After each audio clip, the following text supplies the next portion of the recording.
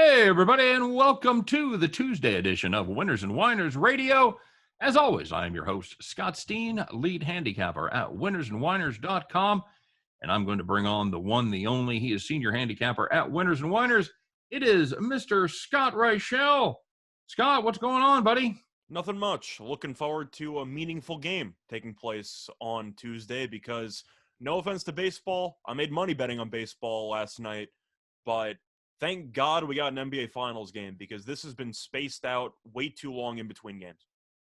Well, don't sell it too hard there, buddy, because after this game, there's a really good chance we're not going to have anything else but baseball. Do you think it's for been about spaced 2 out months? Do you think it's been spaced out too far? I feel like we have Yes. 3 days off after every single game. Yeah, the 3 days off thing, I don't care for it. Because there's one thing you wanted to do with this season that started at Christmas. See if you could extend it a little bit. Just make it a little bit longer. That'd be fantastic. So, yeah, it's, I'm torn, Scott. I really am. On one hand, sorry to see basketball go. It's been profitable for myself. It's been profitable for my clients. But on the other hand, it seems like it's been a long season, and I'm about over basketball. I'm about ready to start new. Does it also feel that way because half the star players in the league got injured at some point? Yeah, it was a frustrating season with the way they worked the injury list, and the injury reports will be the death of me for a long time. Absolutely brutal. So, quick reminder, everybody, you are listening to Winners and Winers Radio. Give us an hour. We'll give you the winners. And, of course, we are brought to you by winnersandwiners.com. Haven't heard of winnersandwiners.com? Well, here's the deal, folks. They are the #1 site in the world for predictive sports analysis, fastest growing site you will find in this realm. Each day, people from over 150 countries stop by to check out the latest in odds, weather information, and player injuries, speak of the devil, before making their final selection for plays. And you should, too. Best part about it is free previews, predictions, every game, every day, and it is always 100% free. Winnersandwiners.com. Make it part of your daily routine. All right, Scotty. Well, we got a big show. We got a lot to talk about. We've got, like you mentioned, some basketball to talk about, a little bit of baseball that we're going to throw in. A new segment, Scott. We've been looking for the right play to do this. Not only are we going to have our Bet the Farm segment, but we're going to pull out something that we call the dog of the day, Scotty, and where we try to figure out what underdog might just have a chance to roar. And we think we've got a good one picked out. So stay tuned for all of that. But as we always do, we're going to start it off with the people that didn't have such a great night last night. Scott, they thought they had a winner. They thought they were in great shape. They thought they had made the winning selection. Maybe you're like me. You're sitting down, you're checking out Amazon, putting stuff on your wish list, and then you've got to erase it all. You've got to send it to Amazon heaven, Scott, because that game didn't finish up the way you planned. It is time to call the cops. All right, Scott. Well, I'm just looking for the tennis play here, man. I'm just hoping we have a call the cops tennis play. I will be so happy. But we'll start off in baseball. You had the Indians, Astros, first 5 under 4.5. You were in great shape through the first 3. They'd scored just one run, the first 3 innings. 4th inning, well, they scored a couple, Scott, but they were still just sitting at 3 going into the bottom of the 5th. All you've got to do is keep the Astros from scoring 2 runs. Can we do that? Can we do it, Scott? No. Couldn't do it. Astros scored 2. Bottom of the 5th, ended up 4-1. Astros over Indians. If you had the under 4.5, you might have noticed that went over by a half a run. Time for you to call the cops. And since you were asking for it, I got to give it to you. We got tennis. We got tennis on here. And if you had an early clay court matchup between Lopez and Hessler, if you had Feliciano Lopez plus 1.5 games, who didn't? You probably suffered the worst beat of the day. Now, it was tied going into the 3rd set. However, Lopez was up 6-5 in the 3rd. Checking the math there, that means you automatically win. Can't lose. Because Hessler, if he wins the match, has to win 7-6, so he'd only win by 1. You have 1.5. So the only way that you lose is if the match, for some reason, doesn't get completed and you don't even lose, you just get a push. Lightning strike, something like that. We talk about how pushes can be losses in the specific circumstance, and this was one of them because Hessler, with just 1 game left before the tiebreaker, injured his foot, and he retired and most books graded that as a push. So you had an automatic winner. The only way you can lose is if they don't finish the match, and the guy did not finish the match. That is an all-timer, wouldn't you say so? Absolutely brutal. Just If we throw in tennis, it's because you have beats like this where I have to throw it in there. This is easily the worst beat of the day. I haven't seen a tank jobs like that since Al Cervic. Oh, my arm. Gonna have to get Danny. Yeah, from Caddyshack. Thank you very much. Gonna have to get Danny in here to play the rest. Mm-hmm. But they couldn't even bring in Danny. They couldn't even do it.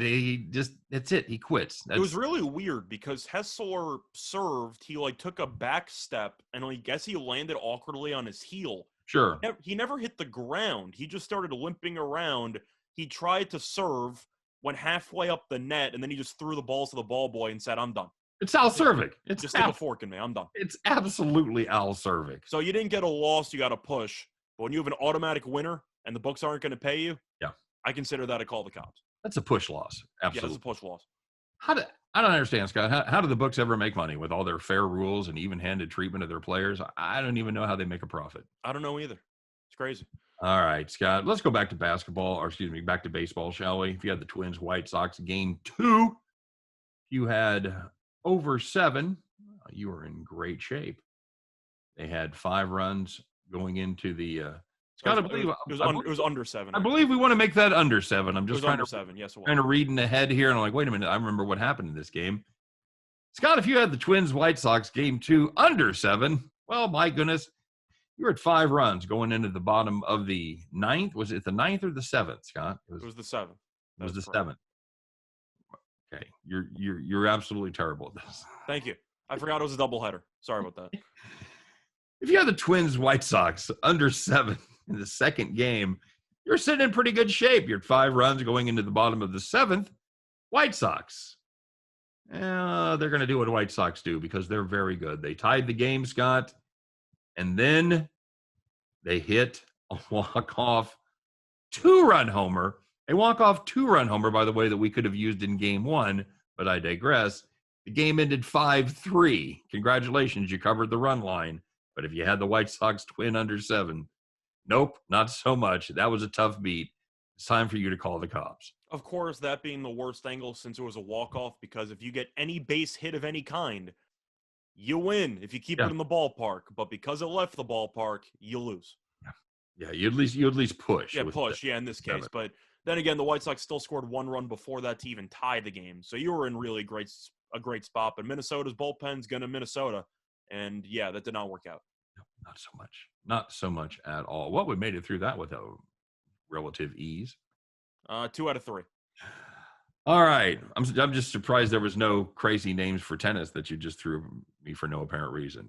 I decided if I was ever going to get Lopez for the bad tennis beat. That's the one you get. Congratulations. Well, you had Hessler in there. But anyway, I figured for tennis ones, I should just take care of those because we probably shouldn't have more than one tennis on at a given time. Oh, no. No, I can almost guarantee people from here on out we will not have more than one tennis play. I know that's what you want. If it's a small baseball card, it might not have a choice, but we'll figure it out. Well, that play was for all 6 people across the world that had that play. So congratulations. I turned the match on. I watched 1 point, and the guy got injured. Turned it on. First point, guy got injured. Do you blame yourself? I do. I didn't have any action on. I just turned it on. I saw one guy just play 1 point, and he quit. Yeah.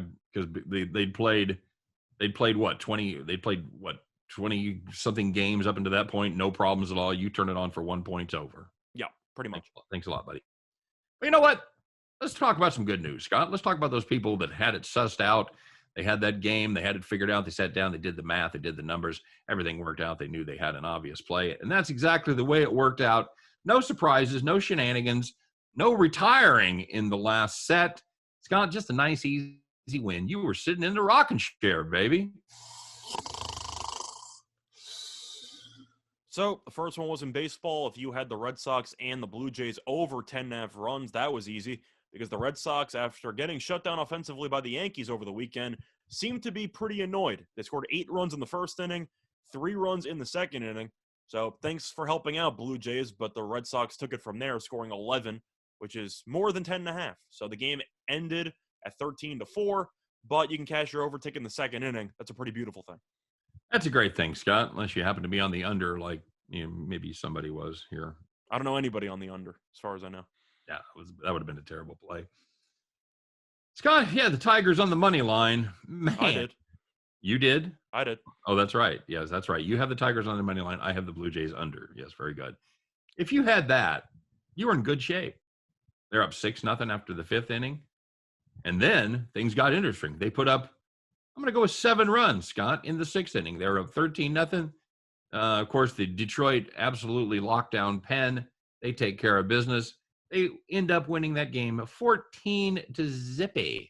14-0, Scott. If you had the Tigers right there, they're playing some good ball. You can, sit in the rocking chair. And the last one was on the Nationals on the money line. I know I said I liked the Nationals yesterday. There was an issue because we weren't sure if Rodgers was going to pitch or not, so we kind of had to think about that one. But I still like the Nationals anyway. They really went off offensively. They led 10-0 after the 2nd inning, won 18-1. You had Soto who had 2 home runs. Turner had a home run. And you know it's a bad sign if you had the Marlins when John Lester goes yard on you. John freaking Lester. If the pitcher homers on you and you're up by at least 5 runs, that should be some form of mercy rule. They should add it in. Do you have any idea the last time Lester hit a home run? I'm assuming he's had one before because I remember he used to actually be a decent hitter. 2014? I didn't. No, it's not a quiz, Scott. I just didn't. Oh, I really thought that was a quiz. I completely misread your tone there. I thought you were giving me a trivia question. No, you okay? So now I will look at it because I do happen to have. I'm assuming he's had one before with the Cubs.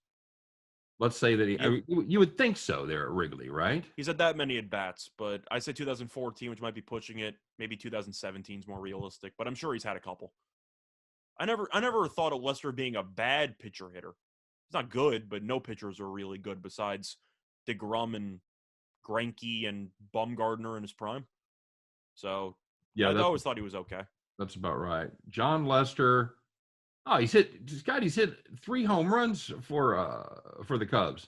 Yeah, that's what I thought. Hit one in 17, hit one in 18, hit one in 19. Okay, so never mind. The guy's actually just on fire. He's a monster. Can't keep him from hitting home runs. Mm-hmm. So yeah, congratulations to Jay Les hitting his 4th career home run against the Washington Nationals, apparently when everybody else was as well. So yeah, very good. If you had that one, you definitely were sitting in the rocking chair. No question. No bow to doubt it right there, Scott. No bow to doubt it. All right, sir. Very good. Well, we have only one thing left to talk about, Scott. And I know this is a subject that's near and dear to your heart. I'm going to let you handle this one because it's a dandy. It really is. And a lot of times we have to struggle to come up with somebody for this segment. There was no struggle today. We had a number of contenders. After we narrowed it down, this one was standing alone at the top of the podium. Hey, guys, get ready. It's the fastest growing segment in America. It is time for Donkey of the Day.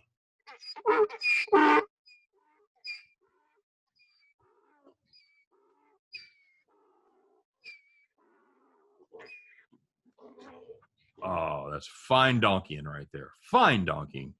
Scott, who's the donkey of the day today? So it actually has to circle back to the rocking chair segment. I mentioned that the Tigers ended up winning 14-0. We got to talk about the other team that was involved in that game because you have the Texas Rangers. Now, the Rangers, we know, they're not very good. They're not good. However, there's a difference between not being good and playing like a Little League team against Major League Baseball teams. And we got to bring it up. Because since the All-Star break, the Rangers have played 4 games, 2 of them being doubleheaders. So you have had 4 less innings to work with than other teams. Yet in those 4 games, the Rangers have been outscored 39-2. To make matters worse, they have not scored in each of their last 3 games. What are you doing? Let me do some quick math there. So they've played 32 innings total, right? 14 and 18? Yeah. And they've given up 39 runs. They've given up 39 runs and scored 2. Okay, well, right away, that's a problem. That's a problem in itself. And you look at the ballparks. You might be saying, well, what are they, in Miami? Is it blowing in Wrigley for maybe? No, they're playing in Texas and they're playing in Toronto, or Buffalo, Toronto. Yep. So that's two pretty hitters-friendly ballparks there. I know that you can't really overreact to a team that stinks. Is this just a pure sign that they got the taste of off time with days off at the All-Star break and said, you know what, this is a lot more fun than playing baseball? I think maybe Joey Gallo was there in the home run derby, and they figured it out. Like, well, if he doesn't have to try, then we don't. The rest of us don't have to try either. And they also learned, Scott, if you don't get hits, you can just sit in the dugout and hang out all day. So they don't have to work very hard. They don't have to run the bases. They don't have to wear themselves out. I think it's a good strategy all the way around. I just have to mention it. 39-2 is a stretch in 4 games. 39-2 in 4 games, and they have not scored a run in the last 27 innings. That's impressive. So that covers what? 2 9-inning games and the 1 7-inning game and 2 innings there of the 7-inning game. Is that the deal? I actually want to confirm that because I have to make sure I didn't mess up which ones were doubleheaders and which Are you ones just weren't. making stuff? See, that's what happens when I let you go off. I said 3 straight games, and then I realized 27 innings might not be fully accurate, but either way, the point is 3 straight games you haven't scored. That's not good. But 39-2 is in a separate ballpark of ineptitude. We had to bring it up. They're facing Oral Hershiser every time they go out and play. That's absolutely brutal. And they're throwing out Matt Harvey when he's not against the Royals. Yes, they're throwing out Matt Harvey when he's not against the Royals. Oh, yikes. All right, very good. Well, it's a good thing the Royals weren't donkey of the day for getting shut out for 6 innings by Matt Harvey. That would have been yesterday, and that would have been a fine spot for them. So, Scott, I'm going to tell you somebody that got the silver medal for donkey of the day. We were very close on this, but you and I don't necessarily share the opinion, and that's SEC Commissioner Greg Sankey says there are going to be no postponements this SEC football season due to COVID. He supports eliminating the 53-man minimum. In other words, last year you had to have 53 healthy bodies to be able to suit up and play the game. He says, quote, teams will be expected to play the games as scheduled. Now, 6 teams are 80% vaxxed or higher.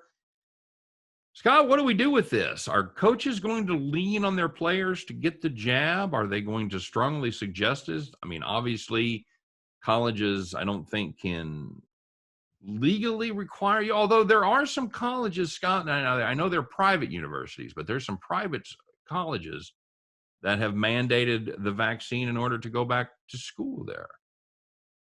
What do we do with this? There's a lot to unpack here. And there's at the back end of it, there's some gambling implications. So what happens if Alabama forfeits to Vanderbilt, Scott?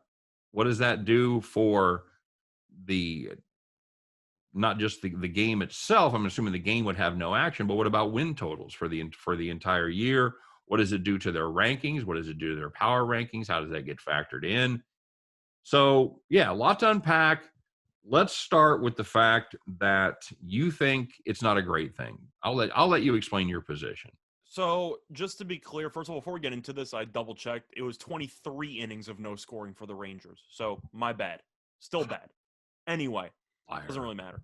Point is that for this topic, I got both vaccine shots. I know you did too. Yep. I'm sure most people in this country, or at least more than half, have gotten the vaccine. And it goes up the older you are, too. The percentage is higher. Now, the issue that I do have, even though I have the vaccine, is fully requiring a bunch of people to get it when they might not necessarily want to get it. Now, I understand that we think that it is by far the best thing to do, and that there are people out there who are a little bit skeptical on how effective it is, or some really out there conspiracy theories, which I don't really agree with. But I just have an issue in principle of forcing people to get a shot or something done by a doctor that they don't exactly feel comfortable doing. And I don't have a problem if they want to cancel games because teams, of course, have COVID outbreaks. You can't stop that. I just have a hard time giving teams losses for not being able to control college kids, which is something that every university has problems, whether they're on the football team or not. I just don't know how realistic it is to try to force either amateur students or people who are old enough to vote just because they're 18 plus, but they won't have a say if they can get the vaccine or not. I just feel like they have a certain freedom to choose if they want the vaccine or not. Of course, I would choose to get it, which is why I did. But you don't think that it's a little bit odd that they're being forced into doing something that they might not necessarily want to do? No, and let's be totally clear. No part of that statement did he mention forcing anyone to get a vaccine. Okay? Well, So you can infer from the idea that forfeiting would result in a loss that your odds of forfeiting drastically decrease if more players have the vaccine. So I'm inferring, but I think you would agree that what I'm saying is indirectly a point that he's making. well, how do you go about that? Do you have that was one of the questions that I wanted to talk about. Do you have your head coach that leans on his players because that's their livelihood, that's their contracts. They don't want an L on the schedule. They don't want to take a beat. I'm sure most of the coaches are probably vaccinated, being the age most of them are. I'm assuming most are in a decent portion of the country. The South is where it gets a little bit dicey because I know that the South isn't exactly too keen on getting vaccines in comparison to the rest of the country. So Numbers are lower in the South than they are in other parts of the country. No and question just a about that. question for you, since we're talking about the South, how many really, really good college football teams are in the South? All of them? For the most part? Pretty much? I guess with the exception of Ohio State. Yeah, so that could be a bit of a problem down the road if you're looking at a situation where you have teams that have 2 losses of a score of 1-0 because they didn't actually step foot on the field. I'm fine with the idea of trying to encourage the athletes to get a vaccine, indirectly or directly.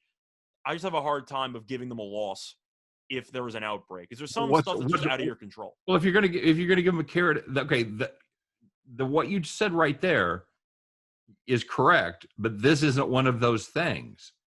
It can be controlled, Scott. It can be controlled with the vaccine. Can you say that, though? Because the Yankees just had an outbreak, and those players were vaccinated. So just because they prevent symptoms doesn't mean you can't catch it. So if you have a bunch of players, like on the U.S. Olympic team, for example, you had another one in Zach LaVine who ended up being put in protocol. If people are vaccinated, but yet you have 15 defensive players in close proximity because of protocol who are not showing symptoms, but they can't play because they are in quarantine or whatever you want to call it, you're going to punish the entire team because they got vaccinated and still got COVID? Well, that's the thing. You have a less of a chance of picking it up. You have a less of a chance of acquiring the disease to start with, and of course, there's no question that once you do, the symptoms are less if you're vaccinated. I'm just saying that you're living in a college campus surrounded by 30+ thousand people in the South. Just because the football team might end up getting a decent amount of vaccines doesn't mean that the 100 and something people in your lecture hall classes are getting vaccine too. So you're going to be surrounded by a lot of people on campus, and you can't vaccine everybody on campus. This seems like, Well, I'd you say, could. a decent attempt at trying to increase the vaccination rates, but they're college kids. They're going to socialize with a bunch of people, and the NCAA can't force everyone on campus to get vaccines. So I think this is going to get worse before it gets better when it comes to how feasible this idea actually is to produce positive results. I just want to know what the 8 schools are. I want to know which schools have reached that threshold, or 6 teams. 6 teams have reached the 80% threshold. I want to know which 6 teams they are. I'd almost guarantee you Vanderbilt's one of them. That's And fair. I think when we have what would we have? We would have Vanderbilt and let's say Mississippi State in the championship game. Not too shabby. I think you get my point, though. The point is that I know for a fact that the South still has open colleges and everything like that, but Right. you can do as much as you can to try to insulate these players from other people. Yes. If you're going to class, you have a decent chance of interacting with somebody who isn't vaccinated and could potentially be carrying the disease. So I think that this is a decent idea in principle. It's just not realistic in a college setting, particularly. Okay. Do you Well, understand my point on that or no? I do. You're going. You're going to run across young people that aren't vaccinated because that's the number one group, and it cuts across all areas of the country, all political persuasions, whatever. It's the least likely group to get vaccinated is people below the age of like 25. I'm just saying I was very thankful that I graduated the year before this whole outbreak happened because I cannot imagine how many people in Wisconsin, which is a huge party school, were just minding their business and got COVID because people around campus had it and they just passed it on. I'm It's a sure. college campus situation. That's how it works. Oh, sure. And if you've been to college parties, fraternity parties, house parties, whatever, they're packed. It's shoulder to shoulder. They also don't really wash their solo cups, which is usually a problem when it comes to germs in there. But that's a separate story. Now, Scott, I really feel bad for the people that are just listening on the radio and aren't able to see this on YouTube, because that's quite a shirt you're wearing. Thank you. I'll describe it for folks on the radio. It's a black shirt with a blue and white striped collar. It has a gigantic H on it on one side, on the one breast. On the other breast, it's gold lame riding and a horse that says Hustlers. That's not a horse. That's a harness racing horse. So it's a horse. Yes, I know. I'm just being facetious. Yeah. Here's what made you bring that up. You just thought it was a good time while talking. You moved the mic and I saw the H. Oh. So the H stands for Hustlers. I like it. I think it's a good shirt. Because you're a hustler. To some degree. Every day you're hustling. Every day I'm hustling. Yeah. Very nice. All right. So yes. That's what you were going for. So by the way, everyone, you can catch us on YouTube. Catch our YouTube channel at Winners and Winers if you want to see us as we record this show. And we also have daily picks if you want additional picks on just available. We have those. We have daily free picks. We have premium picks available. So yes, there's a lot of things over there at Winners and Winers. So, all right. Well, we'll just have to agree to disagree, and we'll move on. We're going to agree to disagree, but this is a very nice shirt. Really? You're going to die on that hill. That's a nice shirt. Yeah, that's comfortable. Did your mom buy you that shirt? I bought it myself. You did not buy that shirt yourself. I did buy it myself. That has all the look of Barney's basement right there. You think a parent would buy me this shirt with the horse on it, with the hustler thing on it? No. I chose this for better or worse. Ironically? I feel like it definitely has an ironic twist to it because I'm in the gambling industry, but I feel like that kind of hammers it home, don't you think? It certainly hammers something home. Fair enough. All right, Scott. Well, I don't know if you can roast me. I mean, you're wearing bright orange shirts half the time. You're throwing it out there. I understand. I've got the Dayglow orange collared shirt that I look like a traffic cone. No, I get it. But my shirt has a problem. Okay. My wife, but I pick out all my own shirts, sir. I want you to know that. Okay. Scott, speaking of hustlers, how about those Manning brothers? Man, those guys are hustlers. They must be hurting for money, Scott, because they've got a new gig. Have you heard about this? I have heard about it, but I'll let you tell the people at home or listening to it on the radio. They're going to be on ESPN2. ESPN2 is going to do a simultaneous broadcast of Monday Night Football that's going to feature the Manning brothers, Scott. And I'll just give a brief description here of what they plan on the Manning brothers bringing to the table. It says, Peyton and Eli will bring a different approach, delving into conversation about broader, big picture topics while also honing in on the game, much like fans do when watching with their family and friends. They got two bros broadcasting the games. I mean, just because they were fairly entertaining in the what was the commercial that they did where they This is Sports Center. Oh, the Sports Center, yeah, where he's kicking him in the butt, doing okay, that's in there. With Archie looking back, disappointed at both of them. Yeah, that's 30 seconds. Great stuff. And I will say, I would have to say, Peyton Manning and his underprivileged kids on Saturday Night Live. It's one of the funniest skits I can remember. Probably tied for my favorite sports sketch, along with Michael Jordan as the first Black Harlem Globetrotter. See, I thought you were going to say maybe Will Ferrell doing his Harry Carey impression, but that works too. Hi. Yes, you Will were Ferrell. A hot dog. Would you eat yourself? Would you eat yourself? Hey, Norm. Classic. Again, it sounds nothing like Harry Carey, but it's Will Ferrell doing Harry Carey is fantastic. So, are you excited? Will people watch this, Scott? I know they're cannibalizing their own broadcast, but as you and I talked about before the show, it's not like people were tuning in to watch water polo or whatever they were harness racing, whatever they were showing. I want people to actually think about this for a second. I want you to think of a non-live sporting event or a non-main live sporting event, like college basketball or something. What was the last show you ever remember watching on ESPN2? Nobody ever watches the program. Oh, Channel. maybe bowling. I'm saying you watch ESPN. That's it.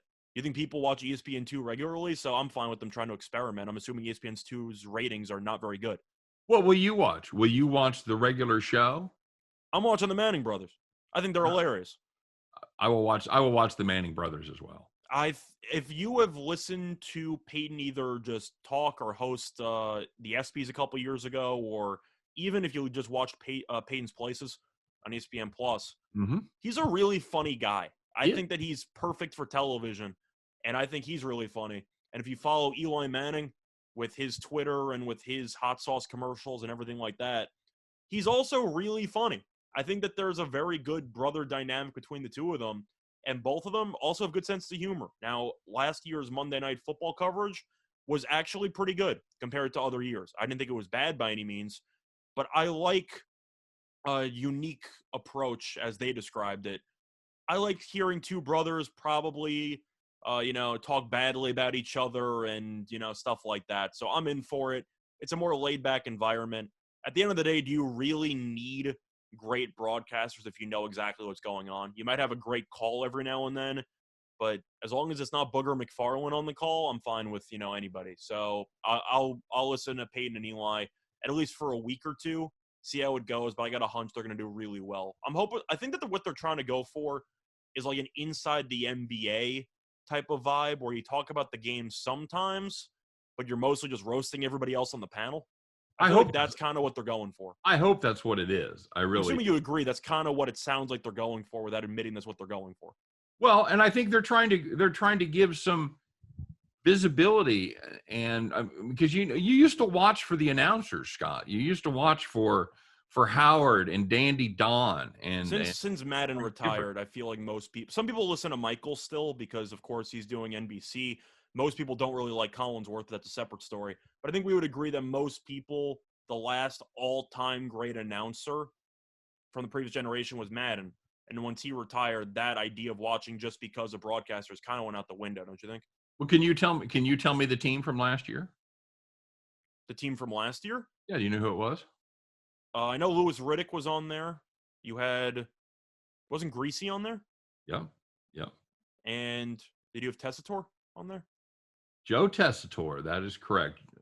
It was I remember this. I don't know why. Oh, Steve Levy. I'm sorry. Steve Levy was play-by-play, not Tessitore. Okay, 2 out of 3 though, right? And Brian Greasy and Louis Riddick, yeah. Okay, not bad. But not bad. But see, that's the thing. You really, really, really follow sports. You watch sports all the time. You could name 2 of the 3 announcers. Yeah, most people can.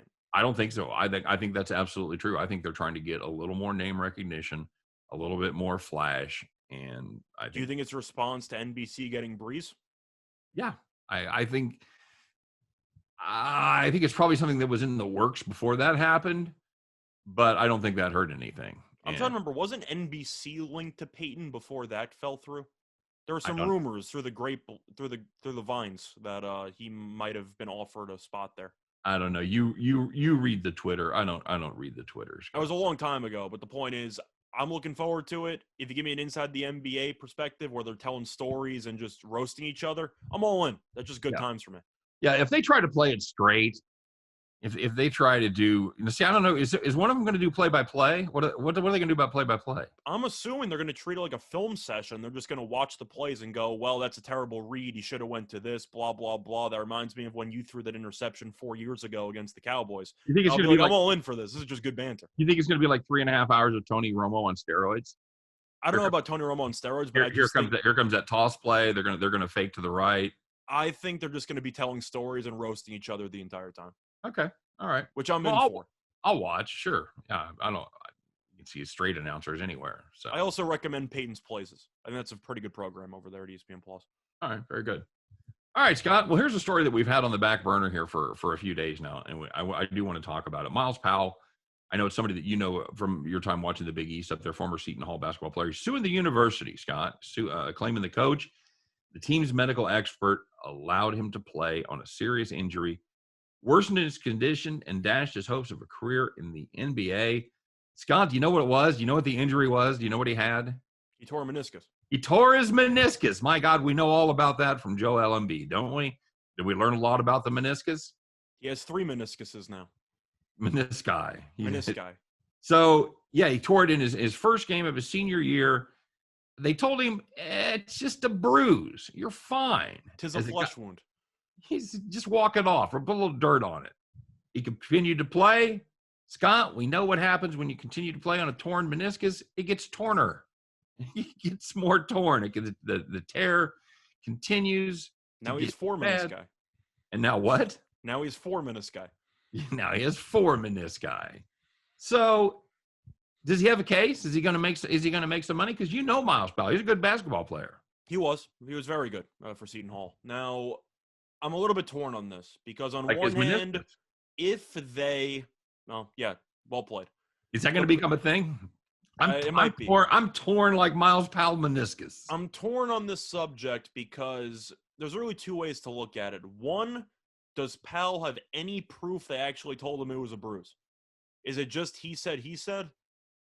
I don't know if there's any documentation on that. Like, if you can't prove that he said that, do you really have a case? Well, I mean, he continued to play.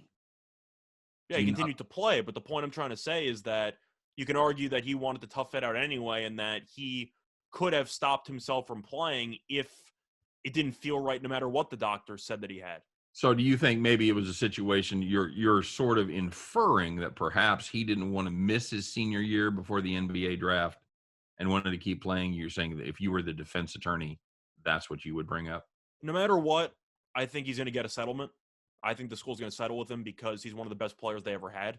So just saving some type of relationship, especially if they plan on potentially retiring his jersey in a couple of years, I think they'll settle to try to bury the hatchet. Having said that, we can agree that a doctor can tell you what's wrong with you, but if you really feel that there's something seriously wrong, you maybe might shut yourself down from playing because you just don't think that it's very good long-term to continue playing. And I'm not saying that Miles Powell is at fault for being so competitive and wanting to help his team win, but I think you'd be able to tell if your meniscus was completely shot, wouldn't you? To some degree? I would think so, but I don't know. I've had a bone bruise for 2 months, and yet I still can't move my leg. Something doesn't sound right. I think you'd be able to tell. I guess. I mean, although, if you have a medical professional telling you that, well, you're just aggravating it, you're playing on it every night, that's what happens when you have a bone bruise. It just gets worse. Well, that's the thing, though, is that of course, is why there's some issues if you can prove that the medical staff told you that.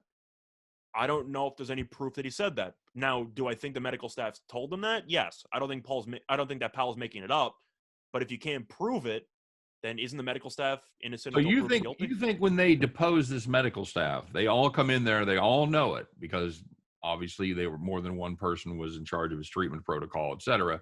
You think they all lie to cover this up under oath? I think it's getting settled anyway, so I don't think it's actually going to end up under oath.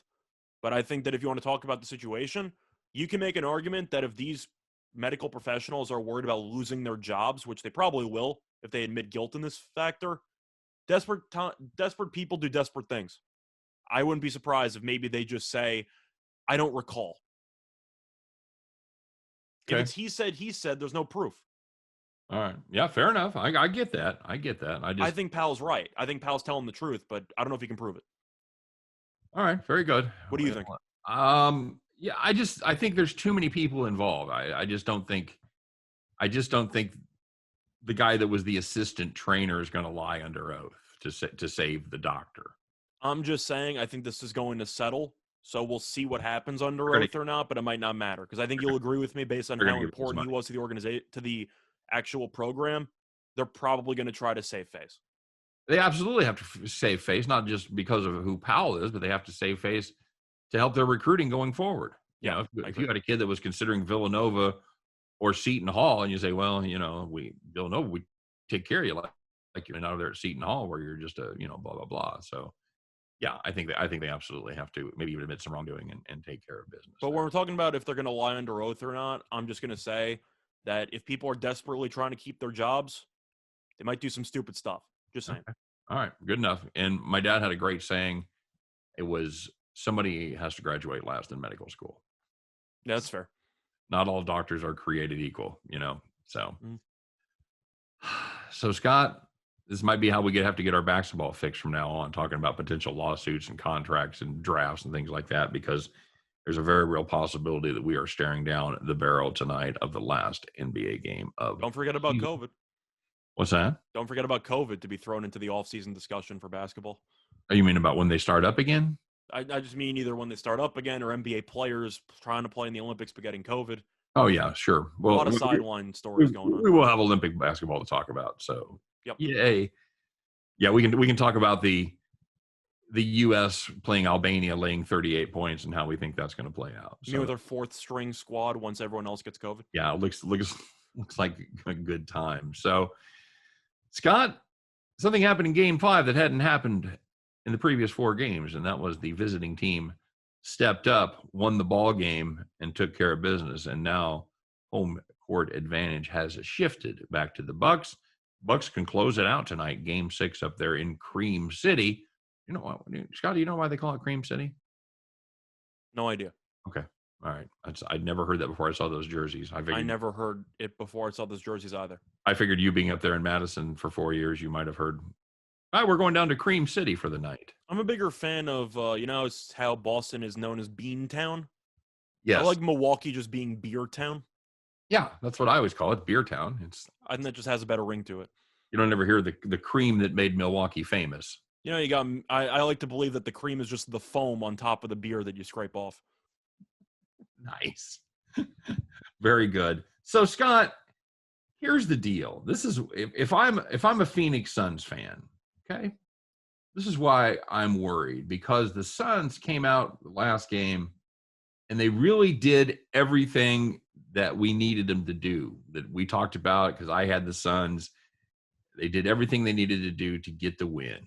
Except guard anybody, but besides that. Paul went for 20 plus. They didn't turn the ball over. Booker went for 40. Ayton went for 20. Every starter scored double digits, and yet they still couldn't get it done. Now, Scott, if you'd have told me that Booker was going to go for 40, Paul was going to go for 20 plus, and they were going to put up 119 points, would you have laid 4? Of course.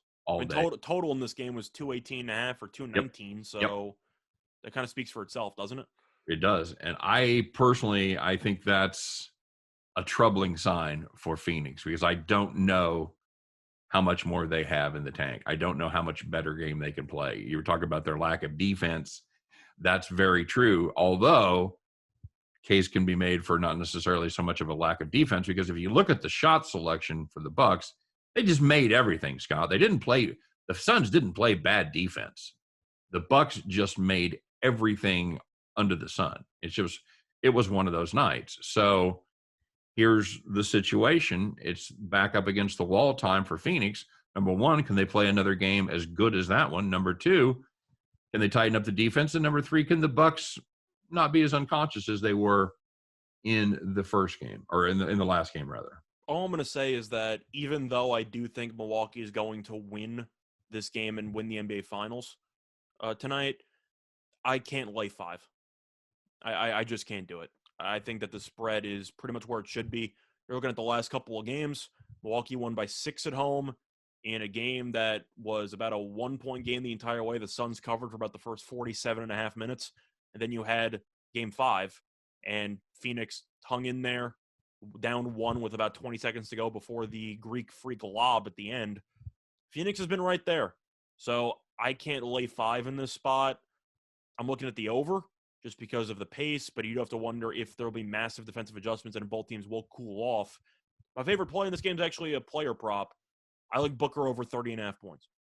I think if Phoenix is going to keep this close, they need Booker to go nuts. And based on what we've seen for the last couple of games, Milwaukee can't exactly guard Booker because he's had 40 plus in each of the last 2 games. His total in this one is 30.5. Sure, I'll take the over. What do you think? I think he's really the only. He's the only hope they have. He needs to go for 40 plus if they want to win. Yeah, he's really the only serious scoring threat they have right now. And this is a Bucks team, like you said, Scott. They shot 50% from downtown. They shot 57.5% from the field. Good chance there's going to be some regression. However, Scott, they shot just 17 free throws, making 9. So there could still be some room for more points as far as free throws go. They kind of let them play in that game because the Suns only shot 11. So I'm kind of with you as far as the over goes. I think the over is still a good play because, again, we talk about the Bucks figure, Scott. The Suns shot 68% from downtown, shot 55% from the field. That's as good as it gets right there, guys. It's probably one of the best joint NBA final shooting games I've ever seen, where just both teams just felt like they couldn't miss for endless stretches. But I don't know if you agree with me about the actual spread. Milwaukee finally had a good game from Giannis, Middleton, and Holiday at the same time. Right. I'm not banking on that happening twice. Do you want to lay 5 with Milwaukee? Because I am a little bit hesitant when doing so. Would you? So is the converse true? Do you just not want to touch this game, or do you want to play Phoenix +5? I'm passing entirely on the actual spread, but I do like the over, and I like Booker player prop over in points. I think your Booker player prop is a good one. I do have a premium on the side, and I'm with you on the over. I think this is, and it's really weird how the number has gone up throughout the series. That's not generally the direction they go in the NBA playoffs. Normally, these teams get more familiar with each other. The totals will drop throughout the series, and that has been the opposite in this one. So now, don't get me wrong. If you want to take Milwaukee, I don't blame you because Milwaukee's been dominating for the last couple of games. That's why they've won 3 in a row. I just acknowledge that the last 2 games have been very entertaining and very close. I think if you're taking 5, if you're laying 5, I don't think Phoenix is going to go quietly into the night. That's all I'm saying. Okay. All right. That's a solid take indeed. All right. Well, we have fun. Just from a basketball standpoint, kind of hoping for a game 7. We'll just have to see what happens. Yep, I agree. All right. So now talk a little MLB, Scott. We've got our usual about 8 minutes to talk Major League Baseball to squeeze in 16 games, 15 games tomorrow. So that's not quite accurate because 3. Take it or leave it. What's that? 3 games. Take 3 it or games. leave it. All right, I'll let you go first, Scott. What do you like? So, a couple of day games. Yeah, a couple of day games. So of course, we're going to skip those. Luckily, you don't have to talk about the Royals. So congrats to you. No Kansas City Milwaukee preview. Yeah, no preview there. Now looking at the actual card, I am tempted. Looking at an underdog, actually, I'm looking at Seattle on the money line against Colorado. I know Marquez has been good. I know that Gonzalez this past year hasn't been great per se, but I know that overall he's probably the best pitcher that they've had for the last couple of years. Do you think Seattle should be getting plus 160? Because I don't. I know Colorado's very good at home. That sounds a little bit too high, laying 180 or like 175 with Colorado, don't you think? They could be getting a little bit silly on the Rockies in the home and away splits. I just think it's a little bit too much. You and I talked about it a couple shows ago about that they are most profitable home team and the least profitable away team. What do you think the Rockies? What do you think they should be? Minus 140? Yeah, I think probably in the neighborhood of 140 sounds a little more reasonable. Just saying 175. That's just Seattle's not bad. It's based on recent performances because Marquez has been outstanding over his last 3, Scott, 0.82 ERA, and Gonzalez has gone the other direction. He's pretty much a 7 ERA on the road, 6.5 ERA over his last 3 starts. So I think we're getting some recency bias, and I'm not sure it's wrong. I might not be wrong. I agree with that. I'm just looking at the actual line. There's a lot of value for a Seattle team that's been undervalued all year long. I think there is. Yeah, there absolutely is. This is a Seattle team that nobody thought would be over 500 at this point in the season. So they're playing good ball.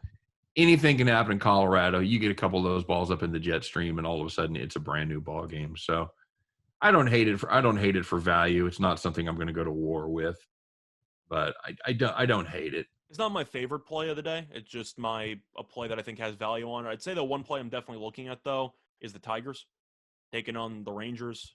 I got to fade the donkey of the day, right? I mean, you're looking at Texas. They've been getting buried. Detroit's been very good lately. And Scooball has been better over the last month and change. Dunning's okay, but can you really back a Texas team that's been outscored by 37 runs in the last 4 games? I can't. And the price you're getting on Detroit is around about minus 110. Sure, I'll fade easily the worst team in baseball over the past week. There you go. So, Scott, we've talked about a couple of underdogs, but we've got another one. We've got a pretty extreme dog cooked up here, Scott. This is our first segment that we've done. Are you ready? Yep, let's do it. All right. It's time. We're going to unveil our brand new segment here, guys. Get ready. It's time for the dog of the day.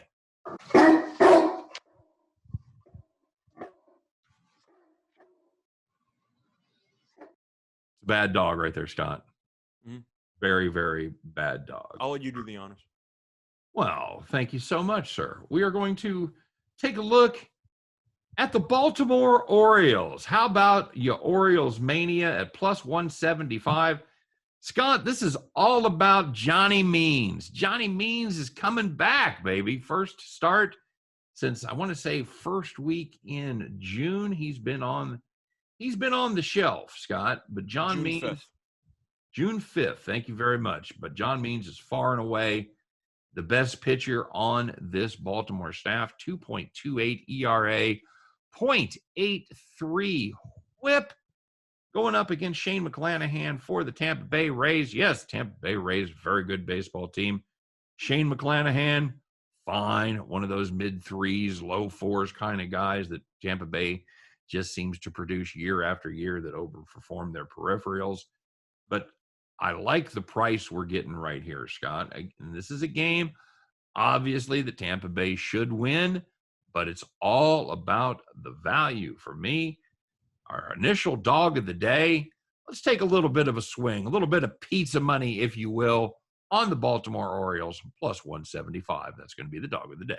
Similar logic to what I had for Seattle against Colorado. At the end of the day, you're just looking at the actual price, and you think this is probably off by 15 plus cents.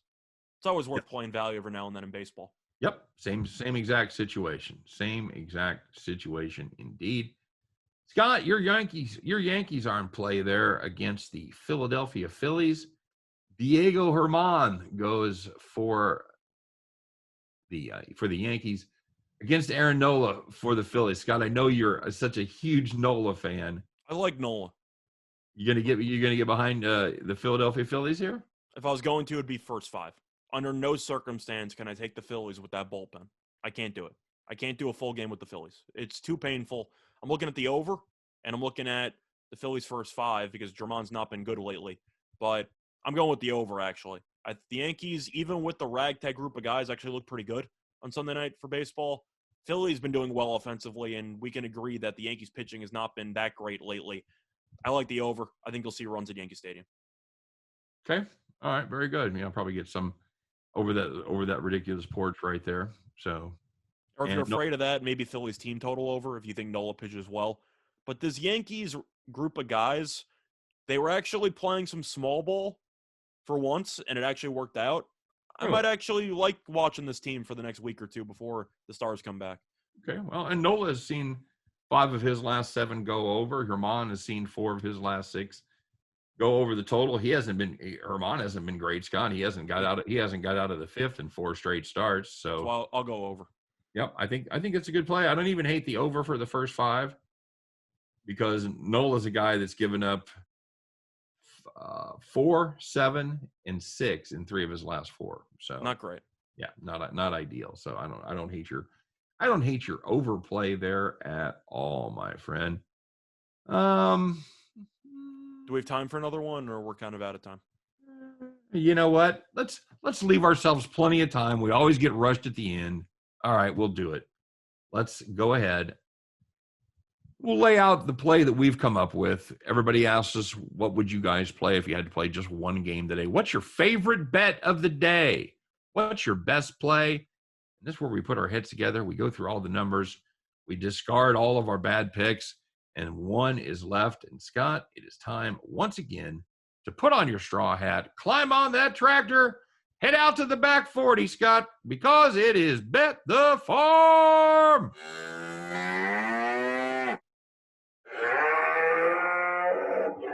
So, the Bet the Farm play is going to be in a matchup between the Marlins and the Nationals, and we like the Nationals team total over 3.5 runs at -140 on BetMGM. First of all, it's a great deal BetMGM because most books have the team total available at 4.5, but BetMGM was feeling very generous, and we're going to capitalize on that. Now, if you want to look at the Nationals lately, they've been very good offensively, scored 18 runs yesterday. We talked about that before, but the Nationals have scored at least 4 runs in 9 of their last 11 games. Now you're looking at Trevor Rogers on the mound, who I know Scott and I have loved all year long. However, he has looked progressively worse over the last month or so. You go through his last couple of outings, 4 innings, 3 runs, 5 innings, 2 runs, 5 2/3, 2 runs, 5 innings, 3 runs, which means he has not gotten past 5 2/3 in his last 4 starts. And the Marlins, as a team, have allowed 4 runs in each of his last 3 outings. We think that this total is too low. The wind's also blowing out to center field. Soto's been going nuts. Turner's been going nuts. Schwarber's still very good. This Nationals team is dialed in at the plate. 3.5 is way too low for a total with the wind blowing out. We like the over in the spot. Yeah, and let's talk about that juice there for just a little bit at -140. Obviously, what happens when you lay extra juice is the percentage of times you need to win that bet to be profitable goes up. So if you're laying -110, your profit percentage is 52.38. That's the golden mean for a handicapper. That's the break-even spot right there. But when you start laying -140, you're looking at a bet that has to cash at least 58.3% of the time. So we normally will shy away from big juice. Not many handicappers like to lay major juice like that because it just stings too much when you lose. However, when you get a play like this and you get a team like Washington that has been absolutely in fuego, what if we say, Scott, 4 more runs over their last, or 9 of their last 11? Is that correct? Yep, 9 of the last 11. So I put the win probability for this bet somewhere around 62.5%. I still think there's plenty of value. That's why we're going to lay the -140 to get that number at 3.5. And I also talked about how Rogers has not gone distant. So even if he pitches well, Miami's bullpen, not exactly great. So there's a good chance that Nationals get a couple people on base, maybe score some runs late. 3.5, though, for this offense, you got to take the over. Yep, absolutely correct. And you also have to remember this is a Miami team that the bullpen had to go deep because Ross Detweiler pitched just 1 inning last night. So they had to cover 8 innings. Not pretty. No, not pretty at all. And what you want is when your bullpen is bad, you want them extra gassed too. So that really helps. So yeah, we definitely like the Washington Nationals team total over 3.5. And that's going to do it for our Bet the Farm play. And that's going to do it for this edition of Winners and Winers Radio. We do appreciate you guys listening. We appreciate you watching us on the YouTube channel. Of course, if you haven't subscribed to our YouTube channel, get over there and do that. Like our videos, all that stuff. And give us some comments. Let us know if you're digging the show, what you'd like to see, all kinds of stuff like that. Let us know what you're playing, what you think of our plays, etc. We do wish you nothing but the best. Hope every one of those tickets in your pocket turns into cash money when you head back to the window. You guys have a great day. For myself and for Scott, thanks for watching. Thanks for listening. We'll see you tomorrow on Winners and Winers Radio. Take care, everybody.